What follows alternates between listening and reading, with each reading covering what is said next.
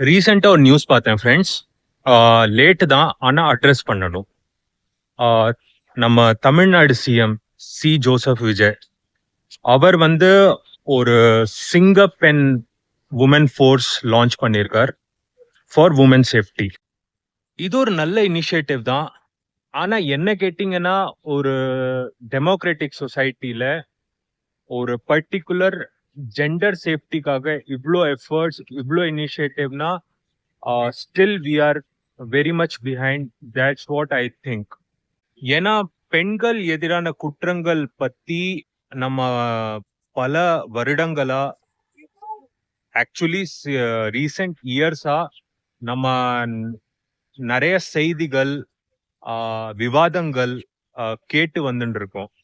But நான் என்ன சொல்றேன்னா, ஒரு என்ன இனிஷியேட்டிவா இருந்தாலும் இந்த நம்ம சிங்கப்பெண் woman launch woman safety initiative, இதோட வெற்றி வந்து லான்ச்ல இல்ல, இதோட வெற்றி ஃபங்க்ஷன்ல இருக்கு, சக்சஸ்ல இருக்கு, ரிசல்ட்ல இருக்கு.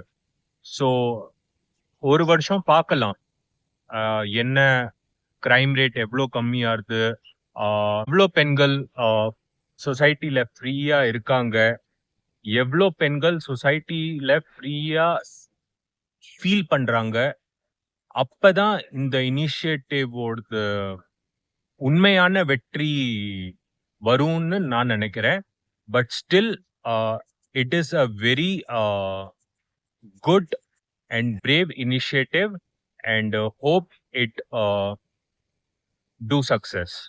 அண்ட் இது மூலமா நான் என்ன சொல்ல வரேன்னா, நான் டெல்லி சிஎம் ஸ்ரீ ரேகா குப்தாஜிக்கு சொல்ல வருது என்னன்னா, நம்ம டெல்லிலையும் இந்த மாதிரி ஒரு இனிஷியேட்டிவ் இருந்தா இன்னும் சூப்பரா இருக்கும்.